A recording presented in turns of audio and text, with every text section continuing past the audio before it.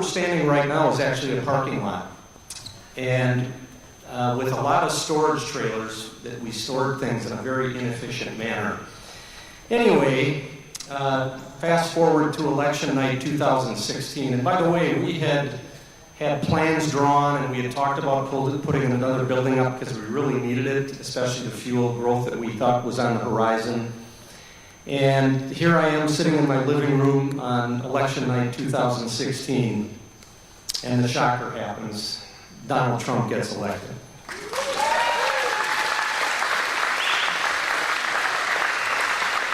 So as I was sitting in my chair, contemplating all this and getting pretty excited, I had to stay up long enough because I had to see Hillary Clinton's concession speech. And unfortunately, she made me wait till the next morning, if you remember. But during those hours, I said, you know what, tomorrow, I'm pulling the trigger and we're going to do that expansion because I think there's good things on the horizon. And so we did. So we literally the next day, the builder was in that we had been speaking with. We conceived of the plans and started the project. We figured that project or that building would last us about 5 to 7 more years, from a space standpoint. Well, really, the building was half the size of this building. So it was half of this building. 2 years later, we put on the second half. So that gives you an idea of what can happen when the right things happen in an election and the policies that the government, actually favors business. I've got a few statistics, and by the way, so the point is, I'm not sure this building would have been built if that election had gone a different way. That's just a fact. It's not hyperbole. I think that's really a fact. So we pulled the numbers today, from the start of 2016 and where we are today. We had 47 employees in 2016, 47. Today we have 247.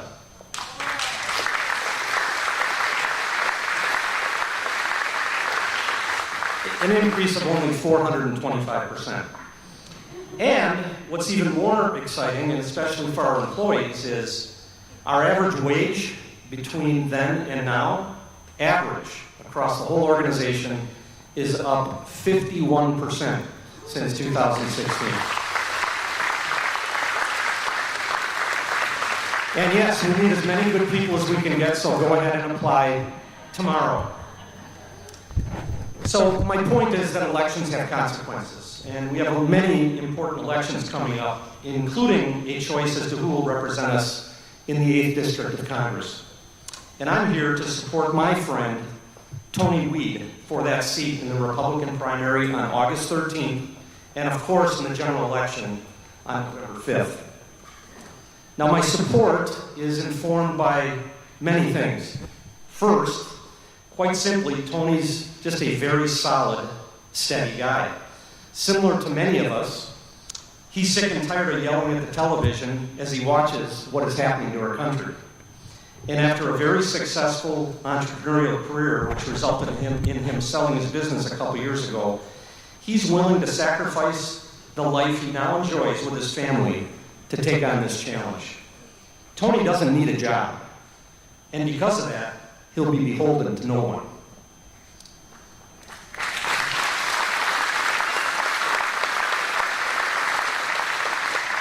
Now, I just want to be clear, I think the other two Republican candidates, Andre Jacques and Roger Roth, are good, decent men, but they simply don't have the track record of Tony Weed. And given Tony's current life circumstances, I believe he's entering this race for the right reason. This isn't his ultimate career aspiration. He just wants to make a positive difference, and he's in a position to be able to do it.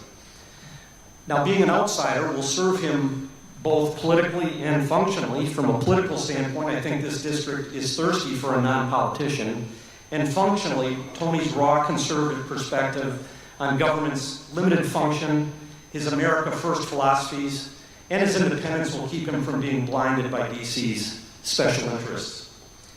And I also believe the best and most effective form of social justice is a fulfilling job, which allows people to self-determine what they want to do with their lives. 70% of the jobs in this country are created by small business, just like ours. And Tony has been providing this kind of justice his entire career. he has a unique perspective, unlike many of our elected officials, on what it takes to start, build, and grow a small business enterprise, thereby creating opportunities for others. And that experience will serve him well in Congress. Now, a common affliction that exists with many of our politicians is their ability to confuse activity with results. It's not enough to care or just try hard to get things done. I much prefer effectiveness and results to trying hard and being sympathetic. Tony has a clear record of demonstrating the perseverance needed to achieve results. He's a pragmatic leader who can effectively cultivate dialogue across difference, and I believe he has the unique ability to find some consensus in this polarized political environment and actually get something done in Congress. So in conclusion, it's refreshing to support a guy who has consistently, in every facet of his life, exhibited the grit to enable him to chase his potential. And given that, I'm very excited to watch him, support him, and be represented by him in Washington, D.C. Let's hear it for Tony.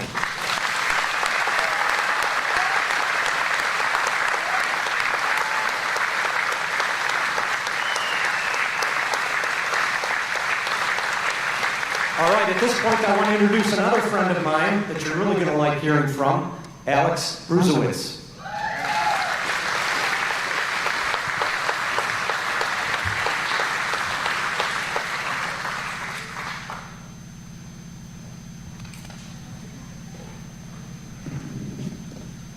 What a great warehouse.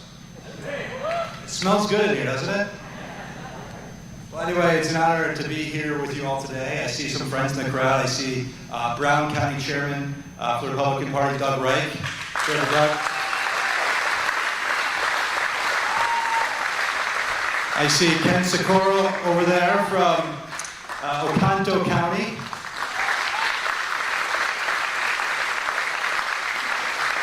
And I see Joel Bartell from Opaka County, some great patriots.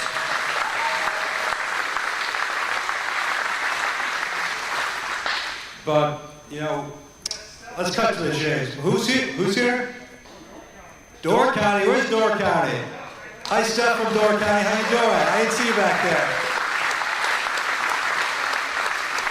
Wow. Out of gaming. Let's go. And Mayor Neck County right in front here. Wow. Hopefully the fake news is covering all the counties are here, right? But it's so exciting to be here in support of our friend Tony Weed.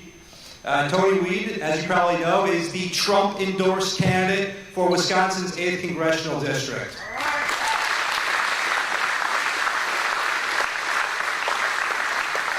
And I saw a foolish guy named Roger Roth go to the media and say, Trump made a mistake.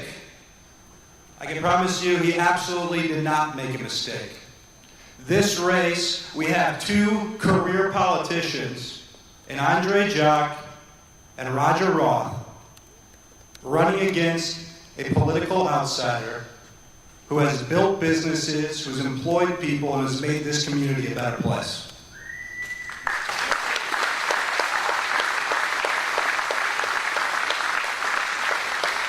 And I can promise you, from my experience, unfortunately having to spend time in Washington, D.C., the very last thing we need in that place are more career politicians.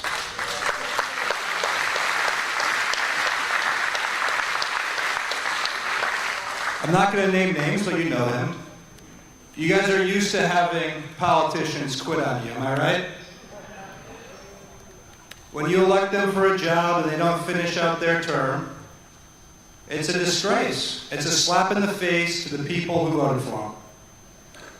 And for those of you who aren't aware, Andre Jacques still has 2 years left remaining on the turf for the position he was just elected for. And just like the guy who's leaving this seat, you know, Andre's the type of guy that wants to jump from one job to the next, whatever helps his political career.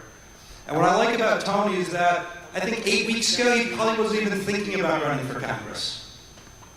And all of these other guys in the race, it's been their whole dream. Not because they want to serve you, but because they want to serve themselves.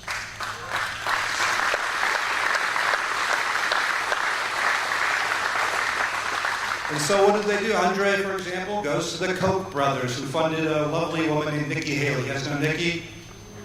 You know, the Koch network sent Andre a check. Do you guys remember, I think a woman, I don't know, a man maybe, Pauline Ryan, former Speaker of the House? Well, Pauline Ryan also sent Andre a check. And then Roger Roth has Liz Cheney's political consultants parading him around Washington, D.C.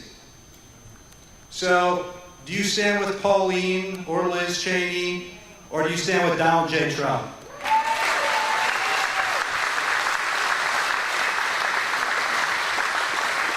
And so, my friends, this August, I need you to turn out like crazy to vote for the political outsider in this race, the only America First candidate in this race, and that is my friend, Tony Wbay.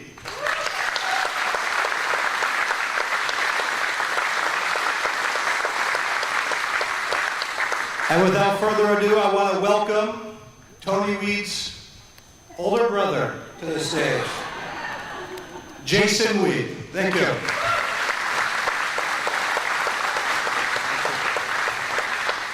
Hello, everybody.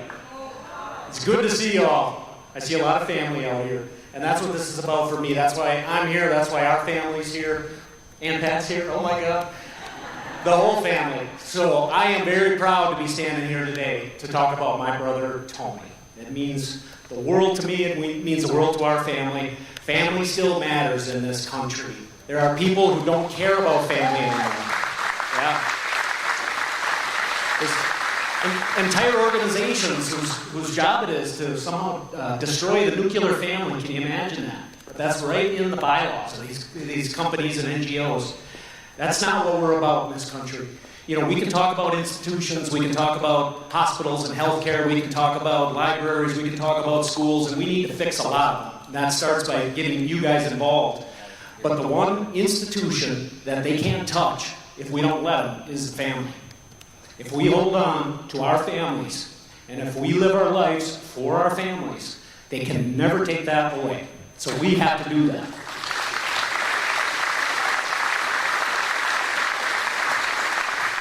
So I want to talk a little bit about us growing up, and this won't be a long, boring story. Tony was born in Nebraska. My parents were 23 years old. Nebraska.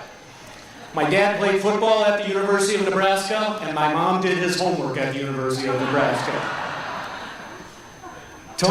They were 23 when Tony was born. They were 18 when I was born, and I was a big surprise at 18, if you can imagine. So my mom had a choice. She chose me. Yeah. And my dad had a choice, and he chose her. And that's the way it's supposed to work. So that little couple who got together at 18 years old, now I have 3 kids. They've been around 52 years. I know their anniversary because it's about 5 months from my birthday. Don't do the math. When I was 5 years old, my brother was just born. We lived in some kind of subsidized housing. $60 a month, I'm told, they paid for rent back in Nebraska. $60. 2-bedroom, 1 little bath. It was subsidized. They needed all the help they could get. But they had a plan. You know, and if somebody had come up to them at that age and said, listen, you don't have to go to any more school. You don't have to work. We'll give you a universal basic income. We'll give you all the food you need to eat. You can just hang out in the house, watch TV all day long. You think they would have taken that? No. That's not a life. So they had a plan, and they did it. So moved back to Green Bay. We lived in a little duplex for a long time. My family started multiple businesses when we were kids, and we worked those businesses as a family. So I remember being 6, 7 years old, helping move snowmobile parts around the snowmobile salvage operation. I remember my brother Tony, my mom and dad had fireworks stores. So my brother Tony actually operated his own firework tent on Highway 41, 12 years old, working out there dead of night, and he's out there selling fireworks. Today they'd call social services. And they might come back and maybe file some kind of lawsuit or charges against Tony if he doesn't watch out, but he's going to be successful. But we worked our way. It was a family business, and we did it as a family. That's always the way we thought about it. I went the legal route. I have a lovely sister, went on and got her master's degree. She lives in Madison. God bless her. And Tony went into business for himself. Did it a lot like my mom and dad had. He started a boot store. He started building buildings. He got involved in Little Caesars franchises. He was always hustling, reminded me always of my father and my mom. Very proud of what Tony and Ann's put together, and couldn't be prouder that he's here today. He is a true son of American dreamers. And the American dreamers were my mom and dad. And so it's really cool to be here today when we're also introducing another son of an American dreamer. And that's Donald Trump Jr.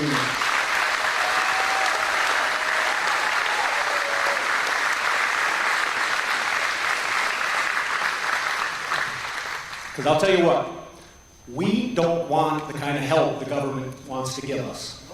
We didn't ask for it, we don't want it. I think Ronald Reagan said it best, the nine worst words to hear, I'm with the government, I'm here to help.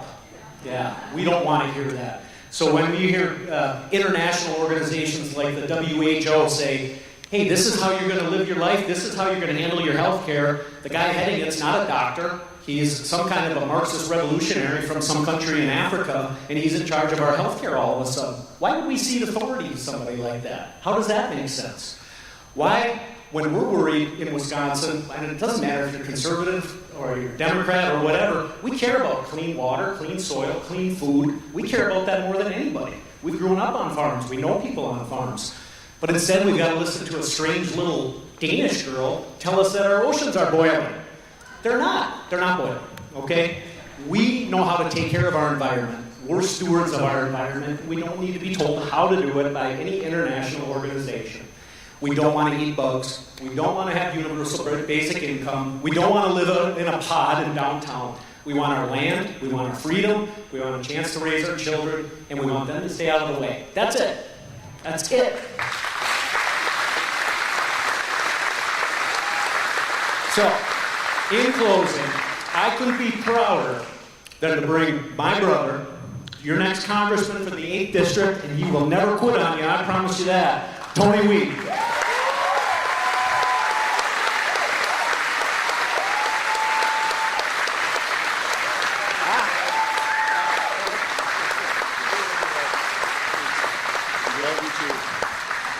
Oh man, thank you, Jason. You know, Jason, he always says he's smarter than me, and he decided to be a lawyer, and I decided to do something with my life and become a businessman. But I'll give him that. Very, very smart guy. Wow. So first, what a crowd we have. This is absolutely amazing. I want to actually thank Kurt Voss for hosting us here tonight. Let's give a round of applause. He's a good man. Kurt is a good man, he's a patriot, and I'm so thankful to have him as my friend. I also want to thank all of the GOP chairs in our district that are here tonight. Thank you very much for your support, and I look forward to working with each and every one of you in the future.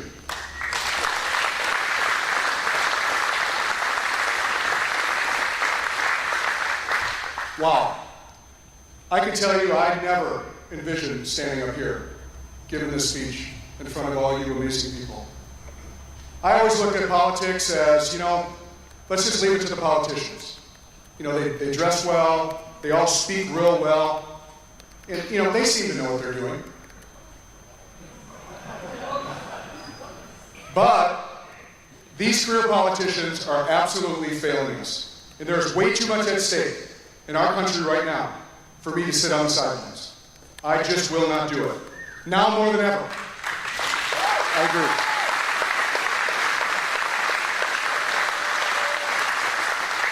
I can tell you now more than ever, we need political outsiders that will put Wisconsin families first, deliver America First policies, and stand with our next president, Donald J. Trump.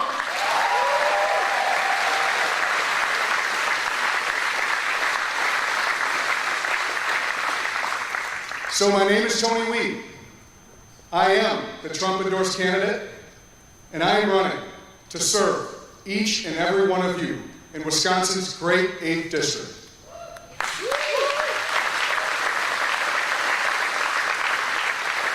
So my background, as you've heard, is in business. And so for 3 decades, my wife Angela and I, we ran businesses. We started, grew, and successfully ran them for almost 30 years, all right here in Wisconsin's 8th District. And what I can tell you is that in business, you learn a lot. You learn how important it is to treat people respectfully, to find common ground in a mission, to deliver for your customers, to solve problems rather than just winning arguments. But most importantly, what I've learned is that you never quit. You never give up. Failure is never an option. Never.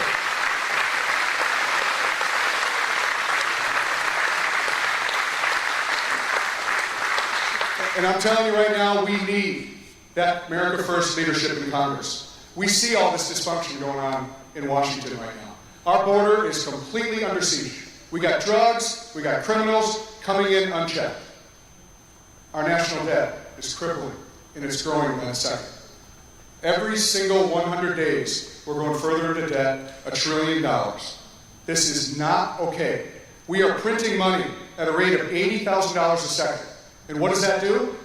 That's what's causing the inflation. Right now, each and every one of you are paying 20% more in the grocery store, 50% more at the gas pump. And I will not take it anymore. We absolutely have to protect the American dream.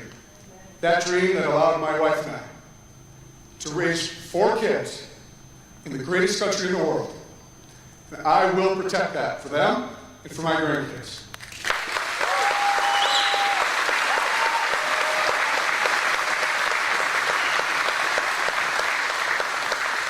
And we need an ally in Congress that will stand with President Trump and deliver for each and every one of you.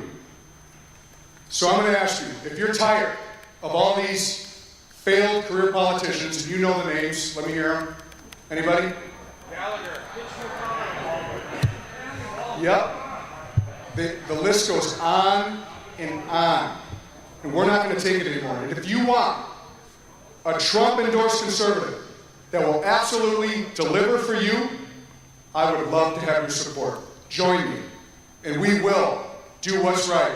We will save this country, and we will do it together with each and every one of you.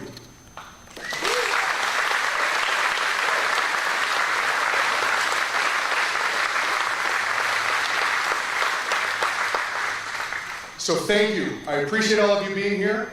And right now, it is my great honor to introduce a friend, an ally, a defender of the America First movement, and most importantly, the biggest defender of his father, Donald J. Trump, Don Trump Jr.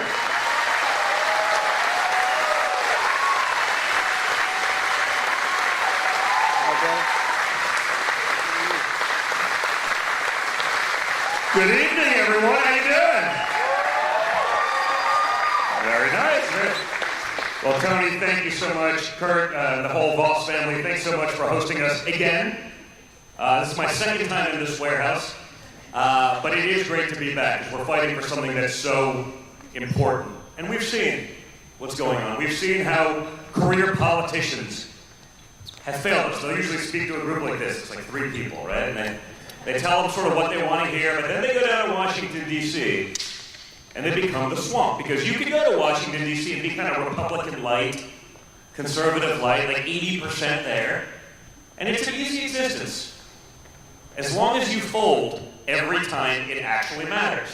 You can vote with Republicans a bunch of the time, but when it actually matters and you fold, they leave you alone. We don't need more people that are part of that.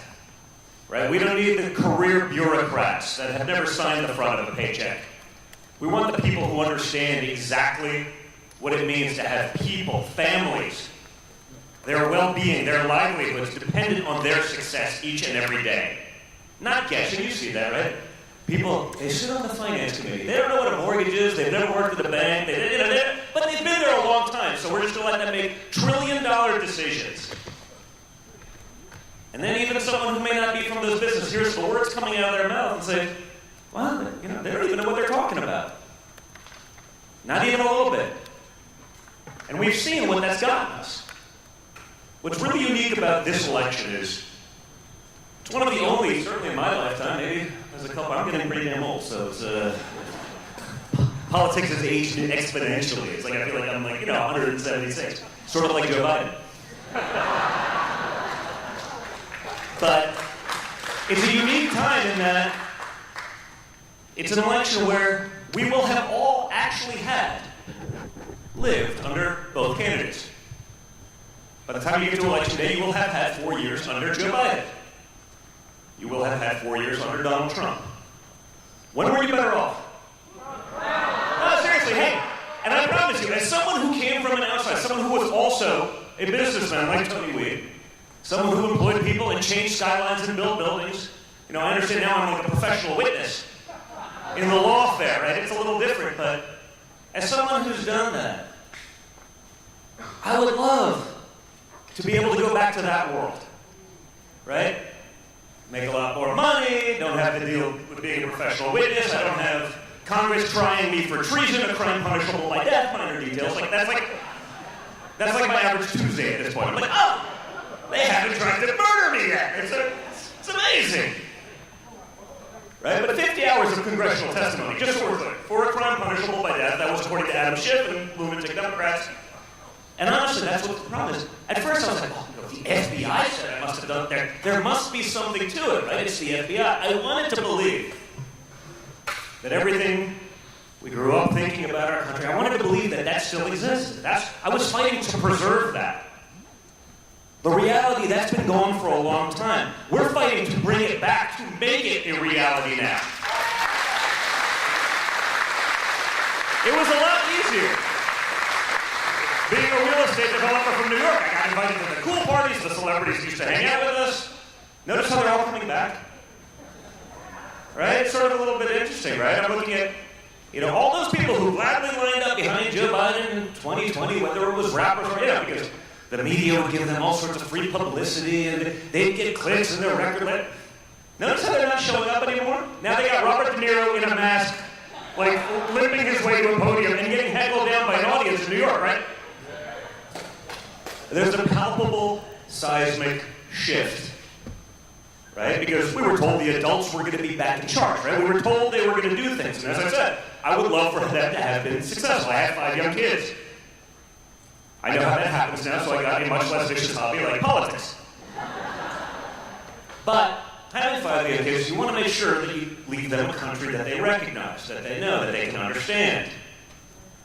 That doesn't exist. We were told that the Biden administration was somehow going to do that, and I'm saying, great. I want them to be successful. I could go back to my regular life, not have to do this. Everyone wins.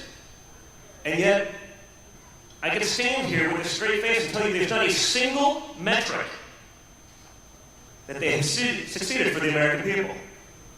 Right? We're starting wars all over the place. We went from signing peace deals in the Middle East, the holy grail of geopolitical politics, right? To, wars in the Middle East, wars in Russia, inflation through the roof. I mean, think about it. I'm the son of a billionaire from Manhattan. I'm not like one of these liberals. They pretend like my 2-month-old baby was crying about nuclear proliferation on the Korean Peninsula. They get on TV and they do this the virtue signal. Their child that can't speak yet really understood complex parts of the politics. I'm like, I'm not going to do that. I'm the son of a billionaire from Manhattan. But if I go to McDonald's with my kids and I have sticker shock, no, seriously, if I'm there, I'm not going to say it's going to change my head. I get it. I'm not pretending to be something I'm not, but if I notice it, what's a family working hard to make $50,000 a year? What do they feel?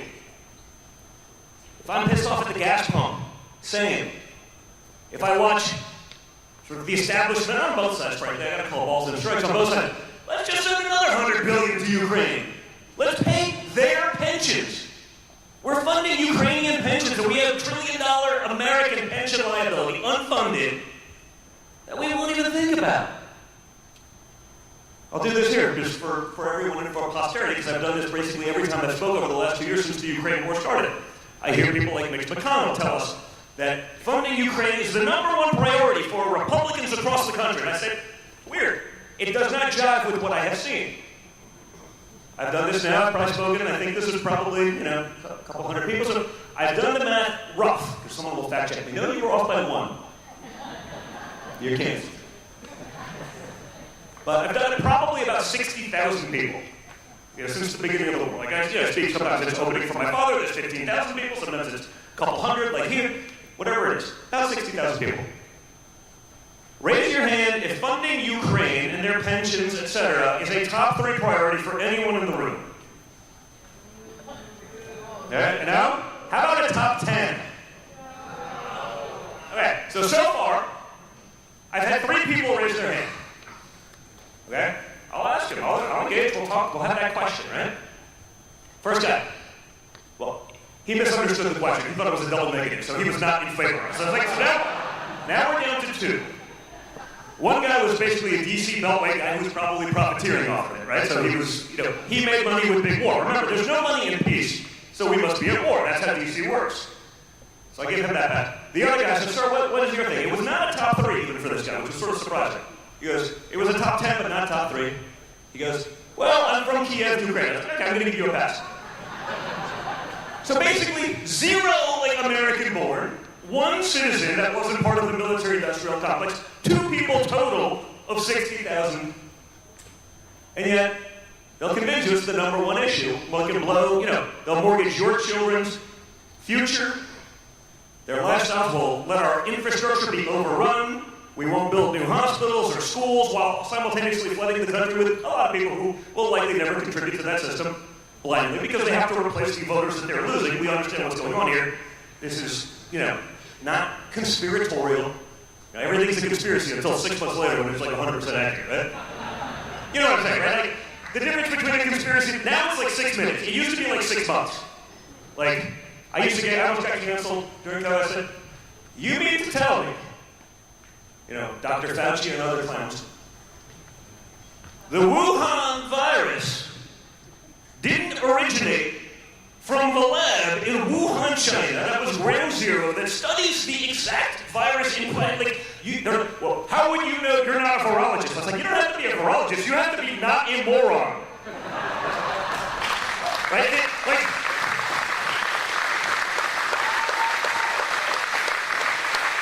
Joe Biden could figure that out. He'd be talking to you like this. Where did the crowd go? I don't know. I'm lost. Help me, Joe. Right? But those are the adults that are back in charge. One of the times I felt true shame in the last couple of years just for our country during the disastrous Afghan withdrawal. Right? You see that 13 American service members killed after 18 months of nothing because when you exude incompetence, when you exude weakness, your enemies are going to attack. That's the nature of predation, right? This is a story as old as time. And yet, rather than actually deal with that, rather than take accountability, I watched our Secretary of State, one of the adults who's supposedly back in charge, get on the stage and tell us that, and I quote, before Congress, that he is shocked and dismayed that the Taliban did not install a more diverse and inclusive government.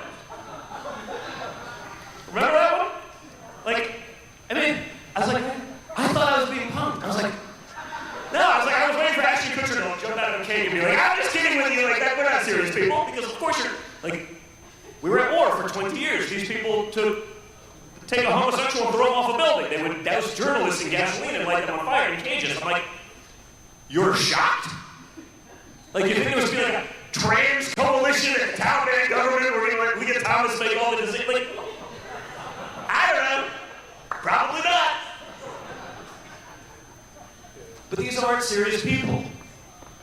And yet, they're in charge. And they've weaponized everything in our government against their enemies. And they've shown it. If you think what they're doing to my father, you think it stops with him? Let me assure you, if they can do it to someone like that who has a platform, who has the means to fight back, who has the ability to fight back, who's unafraid of actually fighting back. If they can do it to him, they can do it to anyone. But more importantly, if they will do it to him, they'll do it to anyone. And that's why we need to fight so hard to put other people who aren't going to succumb to the nonsense of Washington, D.C. We don't need guys who've been 30-year perpetual candidates running again. I guess it's our turn now. We've seen what can happen when you put an outsider in. Look at my father's results. I mean, and those results, as impressive as they were, imagine, like, if you actually had maybe, I don't know, some Republicans that would actually work with you. Right? So you had unprecedented attack from the media, unprecedented attack from big tech, unprecedented just absolute, Trump derangement syndrome from the Democrats for what? For growing an economy, for bringing real wages up, for the lowest income earners, securing our border. I mean, I understand, somehow that's terrible and racist, and, despite the fact that hundreds of thousands of Americans have died from fentanyl, across this border, and human trafficking, sex trafficking. I mean, these are unserious people that they leave this thing open. And I remember this because, you remember Tim Ballard who did like The Sound of Freedom, the movie? So I had met him at like 15 or something like that. He was talking about all these things. I was like, hey, this is a problem. But I was like, this is like dozens of people? He was like, no, it was tens of thousands of young children. Like, that can't be that. So I set up a meeting at the White House. I wouldn't get involved because I understand that despite all objective facts, I understand that according to the media, I am not the upstanding citizen that Hunter Biden is. So we understand that now, right? That is apparently the gospel according to CNN. But I set up this meeting, and all of a sudden, they're having meetings about it, they set up a task force, and they wanted to fund it with $300 million. Remember this? And I was like, this is great, because, preventing child sex trafficking, you would think that this would be like 100% issue, other than maybe like a couple of people in Hollywood who visited Epstein Island. So let's call it 99.9999% issue, other than the pedophile elite. Nope. The Democrats lost their mind that they were going to fund something that would stop child sex trafficking and look into the issue. And that's when I understand just how broken we were. So we have an incredible opportunity this time around. I see it. I mean, you see it last week with the fundraising numbers.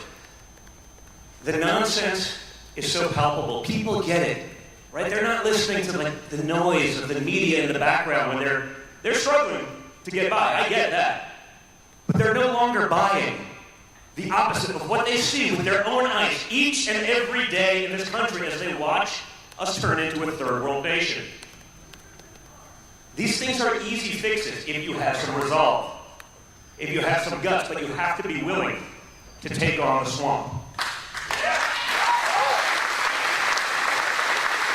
And again, it's why it's so fundamentally important that we break from that mold, that we become unafraid. They've shown you, hey, they want to take out the most powerful guy in the world, they can do that. They can cancel him, they can do that, they can try to jail him, they can't do that to 175 million Americans who get together and say enough is enough. But you have to have that same resolve. You have to have the guts to stand up, to push back. And again, that's why I'm so excited to be here for Tony Weed, to be able to bring more people who've done this in the real world, who understand what it means to fight back, who understand what it means to create jobs, who understands the economy, and they aren't just talking about it in sound bites. With more guys like that, we can actually take our country back. But if we don't get involved, if we don't do that, if we don't make those efforts, if we don't become unafraid, guys, man, we gotta be lost, right? There's no, I get it, you're used to every election's the most important election ever. Just look at their actions. Look at what they try to justify. Look at what they try to sell you day in and day out. And ask yourself, how much more of it can we actually take? It doesn't work. Our enemies are laughing at us daily, right? They're what China couldn't be. They're the happiest person in the world that Joe Biden's in charge of. And I don't even say Joe Biden. It's Democrat policy, because they understand Democrat policy is America last. Each and every day, you do it. You say, I don't even understand. They can't even justify it, but it doesn't matter when you have the soundboard of the media, when you have the soundboard of big tech. That's what we're up against. You're up against multi-trillion-dollar institutions that are functioning as the marketing department of the other side. We have to break that mold, we have to fight back, and we cannot stop, or we're not going to leave our children a country that they recognize. So Thank you guys so much for being here tonight. I really appreciate it. Thank you for continuing the fight. Thank you for helping elect Tony. Guys, get up here. Listen, I promise you, if you guys stay in the fight, we will stay in the fight. We'll be there all the way, okay? Thank you guys. Appreciate it.